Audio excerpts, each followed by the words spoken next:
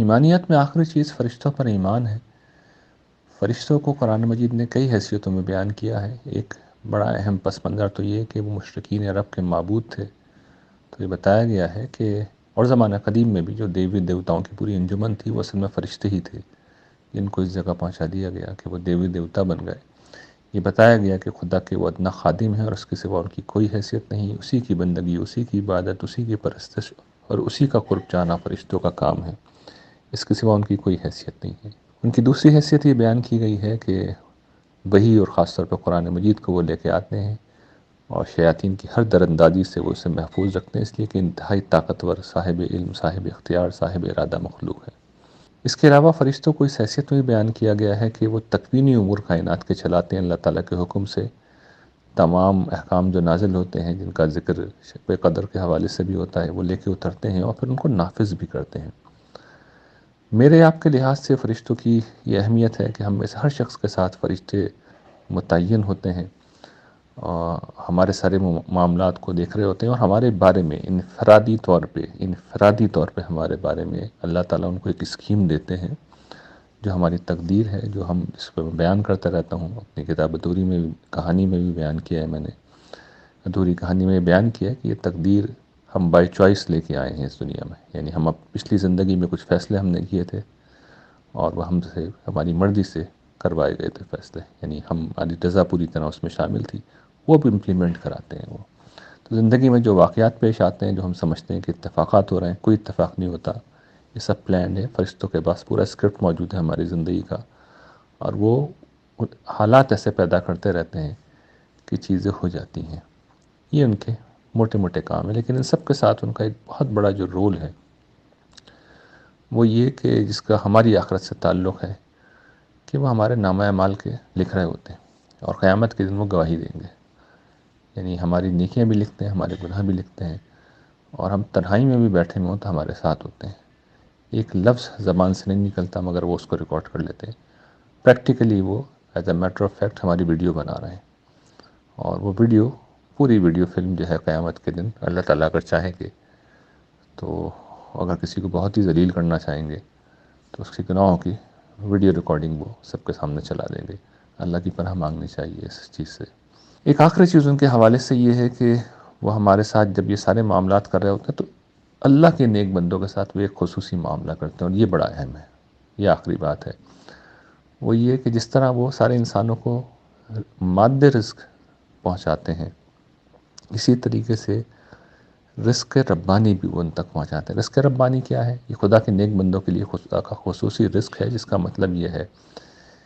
کہ فرشتے کم سے کم اس کی سطح یہ ہوتی ہے کہ انسان کو اچھے خیالات ڈال کے توفیق دیتے ہیں، جسے ہم عام زبان میں کہتے ہیں کہ توفیق مل جاتی ہے، تو اسے وہ اچھے خیالات کے ذریعے سے، اچھے ارادوں کے ذریعے سے نیکی کی راہ پہ چلنے کے لیے اس کو موٹیویٹ کرتے ہیں، اس کے دل کو نرم کرتے ہیں، اچھے خیالات اس کے ذہن میں، دل و دماغ میں ڈالتے ہیں، اور یہ ظاہر ہے اس کے ساتھ کرتے ہیں اللہ تعالیٰ جو بندہ خود کوشش کر رہا ہو۔ یہ ہدایت کا قانون ہے اللہ تعالیٰ کا کہ جو کوشش کرتا ہے تو پھر اللہ تعالیٰ فیسیلیٹیشن کے لیے فرشتوں کو بھیجتے ہیں، اور فرشتے پھر مجھے آپ کو توفیق دیتے ہیں نیکی کے کاموں کی۔ جس طرح شیاطین برائی کی طرف لے کے جاتے ہیں اور رمضان میں ان کو بند کر دیا جاتا ہے اور زیادہ فرشتے اتار دیے جاتے ہیں، تو یہ جو نیکی بالعموم سماج میں بڑھتی ہے، اس کا ریزن یہ روحانی دنیا میں پیش آنے والا واقعہ ہوتا ہے۔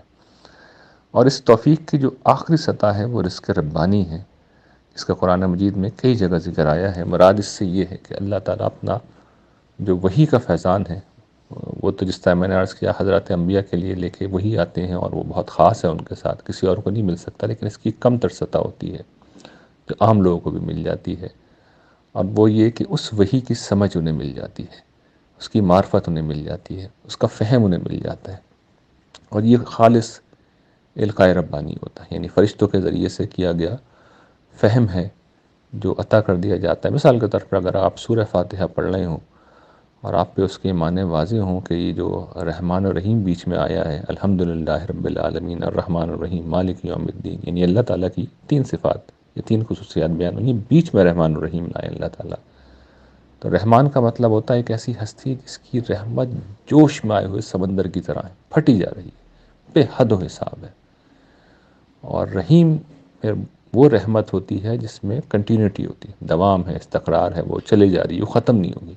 تو یہ بیچ میں لا کے اللہ تعالیٰ کے آگے پیچھے یہ دو خصوصیات بیان کی گئی ہیں اللہ تعالیٰ کے اوصاف کے۔ پہلی یہ کہ وہ رب العالمین ہے۔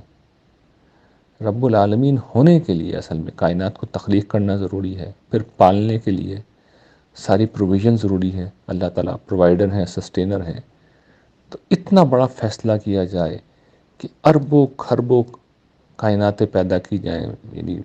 کہکشائیں پیدا کی جائیں، 7 کائناتیں پیدا کی جائیں، اور پھر ہر